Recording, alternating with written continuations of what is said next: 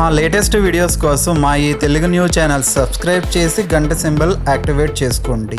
భర్త భార్య కలిసి నిద్రిస్తే ఏం జరుగుతుంది? మహిళలు రాత్రిపూట భర్తతో కలిసి నిద్రిస్తే కలిగే లాభం ఏమిటి అనే విషయం చాలామందికి తెలియదు. మహిళలు ఎవరైతే గొడవపడి భర్తతో నిద్రించారో వారందరూ కూడా తప్పకుండా ఈ విషయాన్ని తెలుసుకోవాలి. భార్య భర్తతో కలిసి నిద్రించకపోతే ఎటువంటి ఘోరాలు జరుగుతాయో తెలియాలంటే ఈ వీడియోను ఎక్కడా కూడా స్కిప్ చేయకుండా చివరి వరకు చూడండి. ఈ వీడియో ముఖ్యంగా మహిళలకు చాలా ముఖ్యమైనది కనుక మహిళలందరూ కూడా ఈ వీడియోను చూడటమే కాక మీ ఫ్రెండ్స్ అండ్ ఫ్యామిలీ మెంబర్స్కి షేర్ చేయండి. అలాగే ఈ వీడియోకి ఒక లైక్ కొట్టి మా ఛానల్ని సబ్స్క్రైబ్ చేసుకొని మాకు సపోర్ట్ చేయండి. ఒక సాధువు ఊళ్ళు తిరుగుతూ ఒక గొప్ప రాజ్యానికి రాజధానిగా ఉన్న ప్రదేశాన్ని చేరుకున్నాడు. అక్కడి వీధులలో నడుస్తూ ఉంటే నేలపై పడి ఉన్న నాణెం ఒకటి అతడి కంటపడింది. సాధువు కిందికి వంగి చేతిలోనికి నాణ్యాన్ని తీసుకున్నాడు. కానీ ఆ నాణ్యం వల్ల అతడికి ఏం ఉపయోగం లేదు. ఉపయోగం లేకపోవటం కాదు, అనవసరం లేదు. తన దగ్గర కావలసినవి ఉన్నాయి, అవి సరిపోతాయి అని అనుకున్నాడు. ఆ నాణ్యం వల్ల కొత్తగా వచ్చే దినుసుల గురించి అతడు ఆలోచించటం లేదు. అందువల్ల ఆ సాధువు నాణ్యాన్ని ఎవరికైనా సరే ఇవ్వాలని అనుకున్నాడు. ఆ నాణ్యం అవసరం ఉన్నవాళ్ల కోసం రోజంతా వెతికాడు, కానీ ఎవ్వరూ కనిపించలేదు. మధ్యలో చినిగిన బట్టలతో కొందరు ఎదురయ్యారు, కానీ వాళ్ళు సంతోషంగానే ఉన్నారు తప్ప ఎవరినీ చెయ్యి చాచి అడగటం లేదు. అలా వాళ్ళని చూసిన సాధువుకు సంతోషం వేసింది. ఆ రాజ్యంలో ప్రజలు సంతృప్తిగా ఉండటం చూసి అతడికి ముచ్చట వేసింది. సాధువు ఆ రాత్రికి ఆ ఊళ్ళోనే ఒక చోట విశ్రమించాడు. తెల్లారి సాధువు నిద్రలేవగానే ఆ దేశాన్ని పాలిస్తున్న రాజు తన సైన్యంతో పక్క రాజ్యంపై దండెత్తేందుకు వెళ్తూ కనిపించాడు. అతడి బలగాలు సాధువు ఉన్న చోటుకు రాగానే రాజు వారికి ఆగమని సైగ చేసి రథం నుంచి కిందికి దిగి సాధువుకు నమస్కరించాడు. అప్పుడు రాజు సాధువుతో, ఓ సాధు పుంగవ, రాజ్య విస్తరణ కోసం నేను దండయాత్రకు వెళ్తున్నాను, నాకు విజయం కలగాలని ఆశీర్వదించండి అని కోరాడు. అప్పుడు సాధువు తనకు దొరికిన నాణ్యాన్ని ఆ రాజు చేతిలో పెట్టాడు. అది చూసి రాజు ఆశ్చర్యపోయాడు. ఏమిటి దీని అర్థం అన్నట్లుగా సాధువు వైపు చూశాడు. అప్పుడు సాధువు చిన్నగా నవ్వి, ఓ మహారాజా, ఈ నాణ్యం మీ రాజ్యంలోనే నాకు దొరికింది. దీని అవసరం నాకు లేకపోవటంతో అవసరం ఉన్న వాళ్లకు ఇవ్వాలని నిన్నటి రోజంతా కూడా వెతికాను.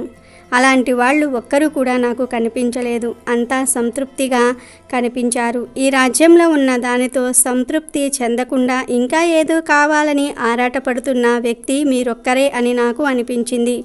అందుకే ఈ నాణ్యం మీకు ఇచ్చాను అని చెప్పాడు. సాధువు మాటలలోని అంతరార్థం గ్రహించాడు రాజు. దాంతో దండయాత్ర ఆలోచనను విరమించుకుని వెనుదిరిగాడు. నిరంతరం లేని దాని కోసం ఆరాటపడుతూ ఉంటే ఉన్నదాన్ని అనుభవించే భాగ్యాన్ని కోల్పోతాం.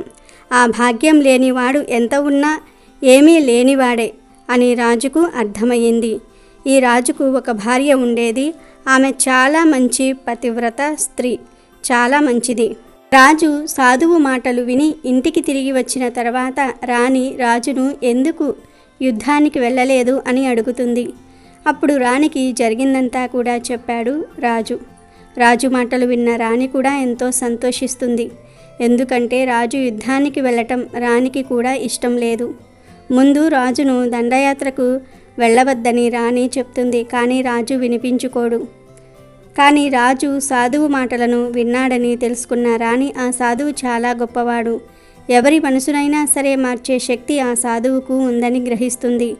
ఆ తర్వాత రాణి రాజుతో, ఆ సాధువు చాలా మంచివాడిలాగా ఉన్నాడు. ఆ సాధువు నాకు దేవుడిలాగా కనిపిస్తూ ఉన్నాడు. దయచేసి ఆ సాధువును మన కోటలో ఒకరోజు ఉండమని ఆహ్వానించండి అని కోరుతుంది. రాజు కూడా దానికి సమ్మతించి స్వయంగా తానే సాధువు దగ్గరకు వెళ్ళి సాధువును ఒకరోజు తమ కోటలో ఉండమని ఆహ్వానిస్తాడు. దానికి సాధువు కూడా ఒప్పుకొని మరుసటి రోజు రాజుగారి దగ్గరకు వెళ్తాడు. రాజదంపతులు ఆ సాధువుకు ఎదురెళ్ళి ఆ సాధువు కాళ్లను కడిగి కోటలోనికి తీసుకువచ్చి ఆ సాధువుకు సకల మర్యాదలు చేస్తారు. రాజుగారు చూపించే గౌరవ మర్యాదలకు సత్కారాలకు సాధువు కూడా సంతోషించాడు. అప్పుడు సాధువు రాజుతో ఇలా అంటాడు: ఓ రాజా, మీరు చేసిన ఈ సేవలతో నేను చాలా ప్రసన్నం అయ్యాను. కనుక నేను మీకు ఒక విషయాన్ని చెప్పాలి అని అనుకుంటున్నాను. మీ భార్య ఒక మహాపతివ్రత. ఆవిడ వలనే మీకు సకల ఐశ్వర్యాలు వచ్చాయి. మీ భార్యను మీరు ఎప్పుడూ కూడా బాధించకుండా సంతోషంగా ఉండేలాగా చూసుకుంటే మీకు అన్ని శుభ ఫలితాలే కలుగుతాయి. ప్రతి పురుషుడు కూడా భార్యతో మంచి సంబంధాలను కలిగి ఉండాలి. భార్యాభర్తల మధ్య గొడవలు రాకూడదు. ఒకవేళ గొడవలు వస్తే కూర్చొని మాట్లాడుకొని ఆ గొడవలను సరిదిద్దుకోవాలి. ఎందుకంటే భార్యాభర్తల మధ్య గొడవలు వస్తే ఇంట్లో పేదరికము మరియు దరిద్రదేవత నివాసం ఉంటాయి. అందువలనే భార్యాభర్తల మధ్యలో స్నేహభావము, సఖ్యత ఉండటం చాలా అవసరం. పురుషులందరూ కూడా ఈ విషయాన్ని గుర్తుంచుకోవాలి. భర్త ఎప్పుడూ కూడా భార్యపై కోపం చూపించి దూరంగా ఉండకూడదు. అలా చేస్తే భార్య మనసు చాలా బాధపడుతుంది. భార్యను ఇంటి లక్ష్మి అంటారు. లక్ష్మి బాధపడితే ఇంట్లోని ఐశ్వర్యం నెమ్మదిగా హరించుకుపోతుంది, పేదరికం వస్తుంది. భార్యాభర్తలు ఎప్పుడూ కూడా వేరువేరుగా నిద్రించకూడదు, ఒకే చోట నిద్రించాలి. భార్యాభర్తలు ఒకే చోట నిద్రించటం వలన ధనము, వైభవము, ఉన్నతి, లక్ష్మీ అనుగ్రహం అనేవి పెరుగుతూ వస్తాయి. లక్ష్మీదేవి ప్రసన్నం అవుతుంది. ఎప్పుడైతే ఇంటి లక్ష్మి అనగా గృహలక్ష్మి ప్రసన్నం అవుతుందో అప్పుడే లక్ష్మీదేవి కూడా ప్రసన్నత చెందుతుంది అని సాధువు రాజదంపతులకు చెప్తాడు. మరునాడు సాధువు రాజదంపతులకు వీడ్కోలు పలికి రాజమహల్ నుండి వెళ్ళిపోతాడు. కొన్ని రోజుల తర్వాత రాజుగారికి రాణితో గొడవ జరుగుతుంది. దాంతో రాజు, రాణి ఇద్దరూ కూడా విడివిడిగా ఉండటం ప్రారంభిస్తారు. రాజుగారు ఒక గదిలో, రాణిగారు ఇంకొక గదిలో విడివిడిగా నిద్రిస్తారు. కానీ రాణిగారు మాత్రం ప్రతిరోజు రాత్రి రాజుగారిని చూడటం కోసం ఆయన పడుకున్నాక ఒక్కసారి ఆయన గదిలోనికి వెళ్తూ ఉండేది.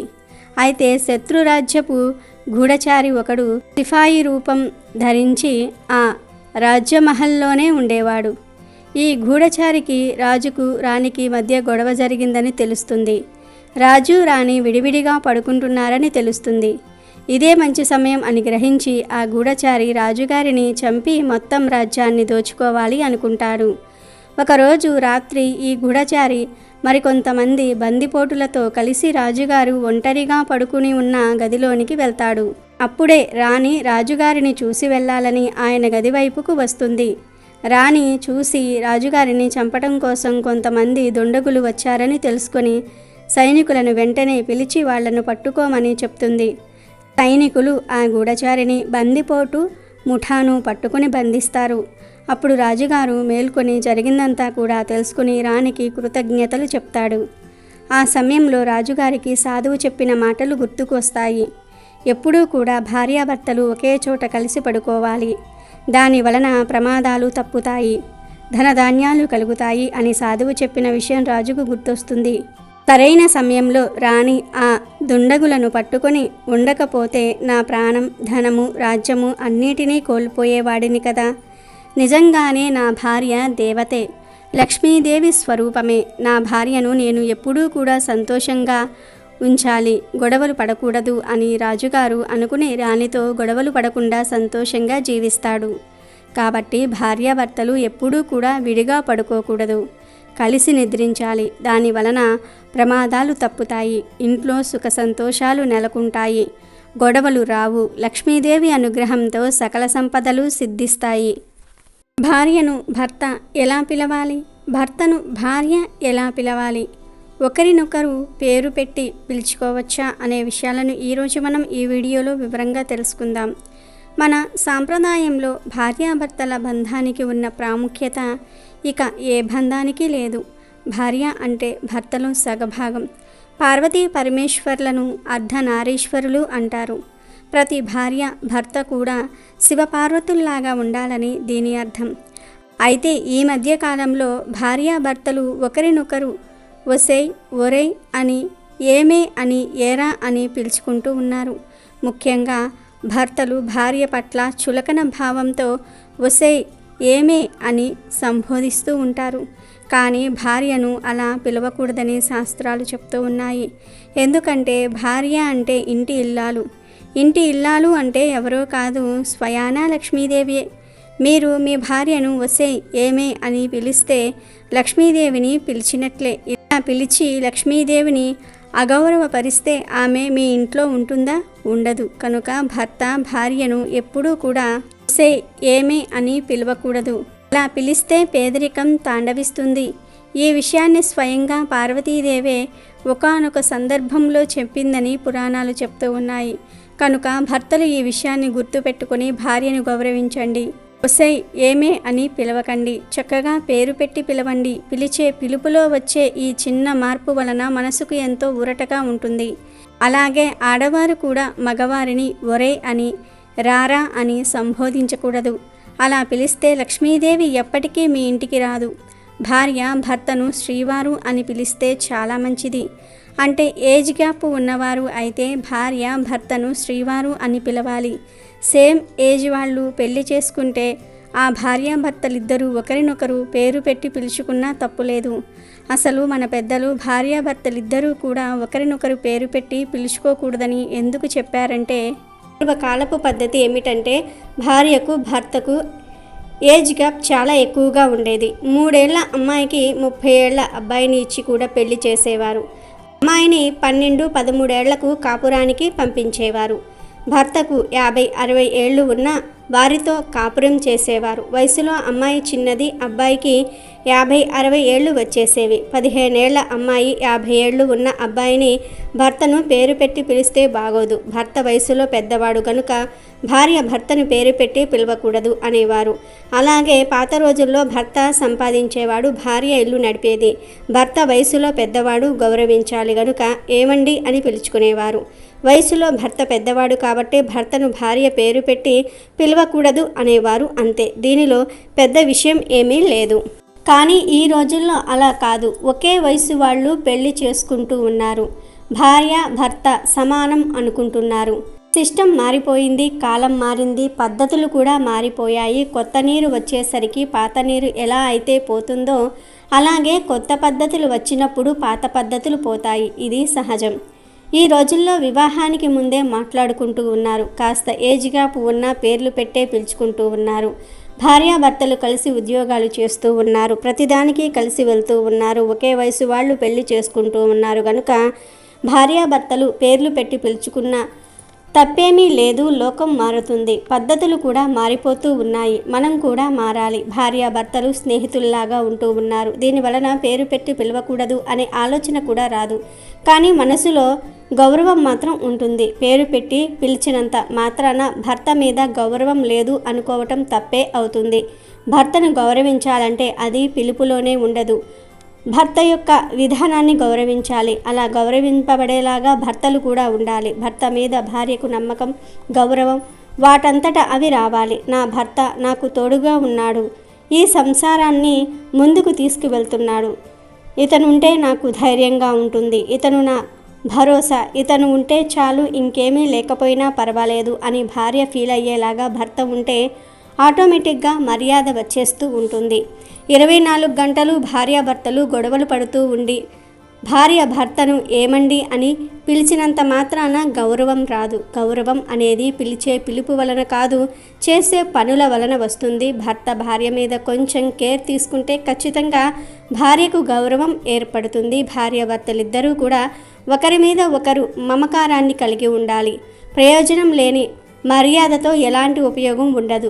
పేరు పెట్టి పిలిచినంత మాత్రాన గౌరవం వచ్చేయదు. భార్యాభర్తల మధ్య ముఖ్యంగా ఉండాల్సింది నమ్మకం, గౌరవం, ప్రేమానురాగాలు. ఇవి ఉంటే చాలు. పాత పద్ధతులన్నీ పాటించవలసిన అవసరం కూడా లేదు. పిలుపులకు ప్రాధాన్యత ఇవ్వవలసిన అవసరం అంతకన్నా లేదు. కాలం పూర్తిగా మారింది. అందరూ ఫ్రీగా ఉంటున్నారు కాబట్టి భార్యాభర్తలిద్దరూ కూడా ఒకరినొకరి గౌరవించుకోండి. భర్తకు ఇష్టమైతే భార్యలు పేర్లు పెట్టి పిలవండి. లేదు భర్తకు ఇష్టం లేకపోతే పేరు పెట్టి పిలవకండి. దీని గురించి పెద్దగా ఆలోచించవలసిన అవసరం కూడా ఏమీ లేదు. దంపతులు శివపార్వతుల వలె ఒకరినొకరు అర్థం చేసుకుని నడుచుకుంటే పేరు పెట్టి పిలిచిన సంసారం సుఖంగానే సాగిపోతుంది. భార్యాభర్తలిద్దరూ ఒకే ఏజ్ వారైనా లేదా ఏజ్ గ్యాప్ ఉన్నా ఒకరికొకరు అర్థం చేసుకొని ఒకరి పట్ల ఒకరు గౌరవాన్ని కలిగి ఉంటే వారి దాంపత్యం ఎప్పుడూ హాయిగానే ఉంటుంది. అమెజాన్లో బెస్ట్ డిస్కౌంట్స్ కోసం వీడియో డిస్క్రిప్షన్లో లింకు ఉంది చూడండి. అలాగే మా టెలిగ్రామ్ ఛానల్ సబ్స్క్రైబ్ చేసుకోండి.